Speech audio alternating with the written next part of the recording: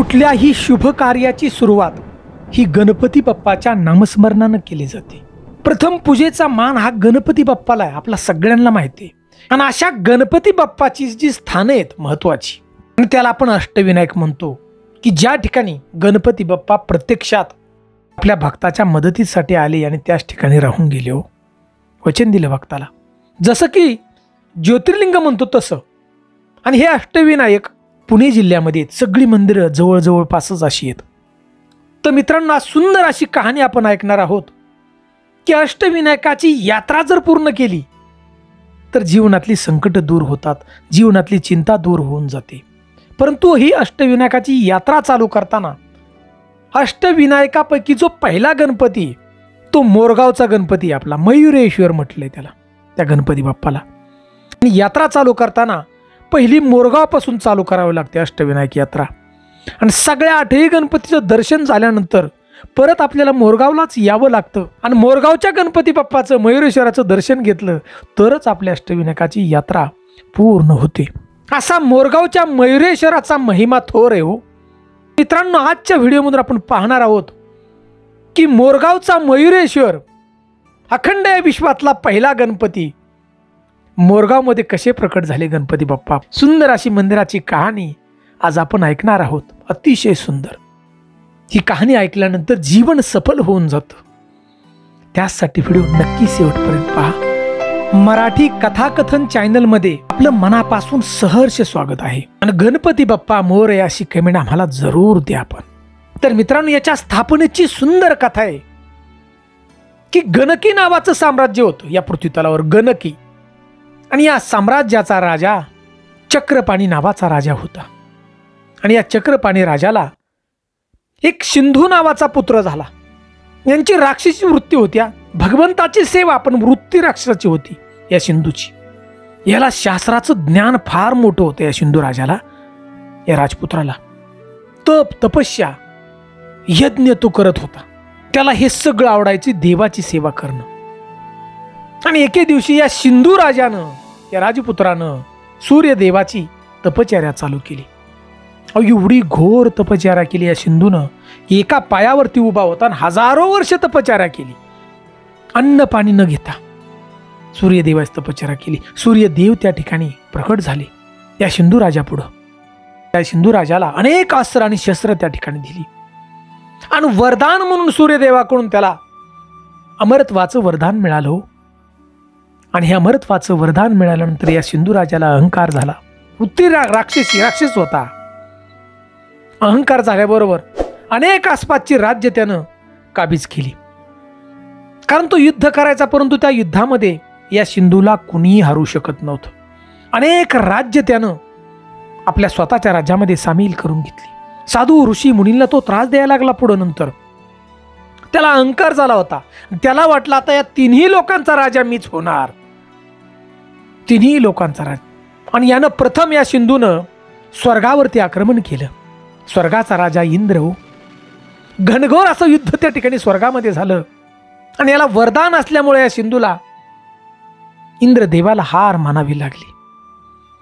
एवढंच नाही तर या सिंधू राजानं संपूर्ण स्वर्गातील देव त्याने बंदिस्त बनवले आणि आपल्या कनकी नगरीमध्ये या देवांना आणलं, सगळ्यांना बंदिस्त बनवलं। याला इतका अहंकार झालता आपल्या ताकदीचा, आपल्या वराचा, की आपल्याला कुणी हरू शकत नाही। पण त्यानं परत निश्चय केला, आता स्वर्ग ताब्यात घेतलाय, आता राहिलेली 2 लोक बी ताब्यात घ्यावी, म्हणजेच देवादेव महादेवांचा कैलास ताब्यात घ्यायचा आणि सत्यलोक ही दोन्ही ताब्यात घ्यायचं या सिंधूनं ठरवलं। आता ही जी बातमी भगवान विष्णुदेवांच्याकडे पोचली, अंतर्ज्ञानी खंड विश्वाचे मालक पोचली त्यांच्याकडे। त्यांनी ठरवलं आता की सिंधू बरोबर युद्ध करायचं, आक्रमण करायचं आणि ह्याला मारून टाकायचं। आणि इकडे स्वर्गातल्या देवांना जे बंदी म्हणून ठेवलं होतं या सिंधूनं, इकडे सगळे देव ही गणपती बाप्पाची आराधना करत होते। गणपती बाप्पा आम्हाला सोडवा, तुमच्याशिवाय कोणी नाही आम्हाला। इकडे आराधना चालू होती आणि इकडं भगवान विष्णुदेवांचं युद्ध चालू होतं। गणघोर असं बरेच दिवस युद्ध चाललं, परंतु या राक्षसाला वरदान होतं सिंधूला, याला कुणीही हरवू शकत नव्हतं। अजिंक्य होता हा, अमरत्वाचं वरदान। आणि या ठिकाणी स्वतः भगवान विष्णू देवांनाही हार मानावी लागली, कारण वरदानामुळे याला मारता येत नव्हतं. आणि इकडे गणकी साम्राज्यामध्ये जे देवांना कैद करून ढुलतं स्वर्गातल्या गणपती बाप्पाची आराधना करत होते. प्रत्यक्षात गणपती बाप्पा आले आणि त्यांना आश्वासन त्या ठिकाणी दिलं की मी या राक्षसाचा वध करतो, घाबरू नका. आणि नंतर प्रत्यक्षात गणपती बाप्पा मोरावरती बसून या सिंधू बरोबर युद्ध करण्यास आले. घनघोर असं युद्ध चालू होतं आणि गणपती बाप्पानं त्या ठिकाणी या सिंधूला मारलं बघा. गणपती बाप्पानं 3 तुकडे करून टाकले वेगवेगळ्या दिशेला राक्षसाचे. आणि सिंधू राजाचं जे मुंडकं पडलं होतं ते मोरगावच्या ठिकाणी पडलं होतं बघा. आणि म्हणून त्या ठिकाणी मोरगाव म्हटलं जावं लागलं. गणपती बाप्पा मोरावर बसून आलेले होते आणि मोराला मयुरेश्वर सुद्धा म्हणतात, मयूर सुद्धा म्हणतात संस्कृत मध्ये. म्हणून मोरगावच्या गणपती बाप्पाला मयुरेश्वर सुद्धा म्हटलं जातं. आजही त्या ठिकाणी पाहिलं आपण मोरगावला तर मोरांची संख्या जास्त आहे. तर मित्रांनो, अशा प्रकारे आपल्या भक्तांचं रक्षण करण्यासाठी, देवी देवतांचं रक्षण करण्यासाठी गणपती बाप्पा या पृथ्वीवरती प्रथम मोरगावला आले बघा. आणि म्हणूनच अष्टविनायकाची यात्रा तुम्ही करताय तर मोरगावपासून सुरुवात करा आणि शेवटी मोरगावलाच यावं, तरच तुमची यात्रा पूर्ण होणार, सफल होणार. असं हे पवित्र स्थान. तर मित्रांनो, असं हे मोरगाव आपलं पवित्र पुणे जिल्ह्यामध्ये येतं.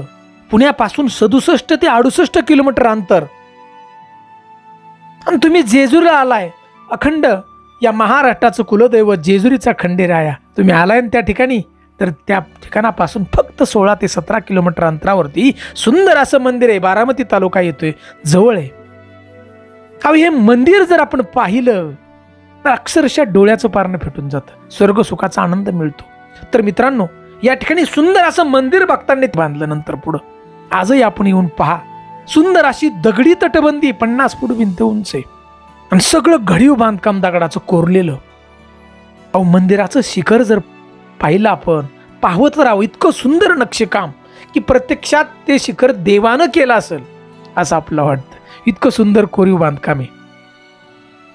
कमानीतून आज ज्या वेळेला आपण जातो तो नंदीकडे पाहतो, ते कोरीव नंदी, सुंदर नंदी, आणि पाहून आपल्या मनामध्ये विषय निर्माण होतो की नंदी तर शिवशंकराच्या मंदिराच्या बाहेर असतो किंवा मंदिरात तिथं असतो, परंतु गणपती बाप्पाच्या मंदिरात नंदी कसा?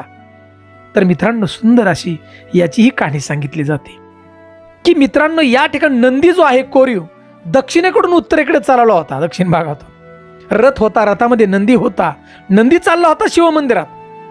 परंतु मंदिराच्या आवारास आल्यास या गणपती बाप्पाच्या रथाचं चाक मोडलं, पुढं काय नंदी नेता येईना. लोकांनी विचार केला की विघ्न आलं. म्हणजेच गणपती बाप्पाच्या समोर या ठिकाणी नंदीला बसायचे, पण नंदी त्या ठिकाणीच ठेवण्यात आला. आजही आपण जाऊन नक्की पहा त्या ठिकाणी. आणि ज्या वेळेला आपण मंदिरात जातो, मंदिरात गाभाऱ्यात जातो, त्या गणपती बाप्पाचं सुंदर मनमोहक दर्शन ज्या वेळेला घेतो, स्वर्ग सुखाचा आनंद होतो. बसलेले आहेत गणपती बाप्पा, सोंड डाव्या बाजूला आहे त्या ठिकाणी, समोर रिद्धी सिद्धी येत, आणि बेंबीमध्ये डोळ्यामध्ये असणारा तो हिरा पाहताच आनंदाचे क्षण निर्माण होतात आपल्या डोळ्यामध्ये. आनंद, जीवनाची यात्रा पुरी झाली असं आपलं वाटतं मोरगावला गेल्यानंतर, कारण सगळं संकट हरण करणारा त्या ठिकाणी बसलाय. हो, देवांचं संकट हरण केलं, देवांचं संकट घालवलं, मग आपल्यासारख्याच तर घालवणाऱ्यात शंका नाही. तर मित्रांनो, हे सुंदर असं मंदिर जे बांधलंय, बांधकाम ते मोगलांच्या काळात बांधलंय. सरनोबत, पिलाजी गोळे यांच्या वंशजांनी हे मंदिर बांधलंय असा त्या ठिकाणी पुरावा आपल्याला मिळतो. तर मित्रांनो, या ठिकाणी अवश्य आपण दर्शन घेण्यासाठी नक्की जा. जेजुरीला गेला नाही तर मोरगाव जवळ आहे. आणि मित्रांनो, विशेष म्हणजे 5 पांडव या ठिकाणी येऊन गेले. धर्मराज, युधिष्ठिर, भीम, अर्जुन, नकुल, सहदेव प्रत्यक्षात त्या ठिकाणी आलेले आहेत. भगवान विष्णू, श्रीहरी आपले त्या ठिकाणी आलेत बघा गणपती बाप्पापाशी मोरगावच्या. असं हे पवित्र मोरगाव आहे, कारण या मंदिराचं वर्णन शब्दामध्ये होऊ शकत नाही. ठिकाणी आपला यावंच लागतं. त्यामुळे जीवनामध्ये आपण मोरगावला नक्की जा आणि मयुरेश्वराचं आपलं दर्शन घ्या. तर मित्रांनो, आपण आरती ऐकली असेल तुम्ही, सुख करता दुःख हरता, ही आरती आहे ना, ही आरती रामदास स्वामींनी त्या ठिकाणी प्रत्यक्षात मंदिरात जाऊन लिहिली. इतकं या मंदिराचं रहस्य आहे. आणि या मंदिराची जी पूजा आहे, पहिल्यापासून जो वसा आहे पूजा करण्याचा, तो मोर्या नावाच्या गोसाव्याने घेतला होता. मोर्या नावाचा गोसावी पुण्यावरून इथे येऊन सेवा करत होता. आजही तुम्ही चिंचवडला जा, त्या ठिकाणी सुद्धा मंदिर आहे. मोर्या गोसावी यांचे वडील गणपती बाप्पाचे भक्त होते आणि गणपती बाप्पाच्या सेवेनं, गणपती बाप्पाच्या पुण्यानं हा पुत्र झालाय मोर्या गोसावी. म्हणून सुद्धा मित्रांनो मोरेश्वर म्हटलं जातं. असा हा मोरगावच्या गणपतीचा महिमा सांगावा तेवढा कमी. आपण त्या ठिकाणी नक्की जा आणि बाप्पांच्या पायाशी नतमस्तक व्हा.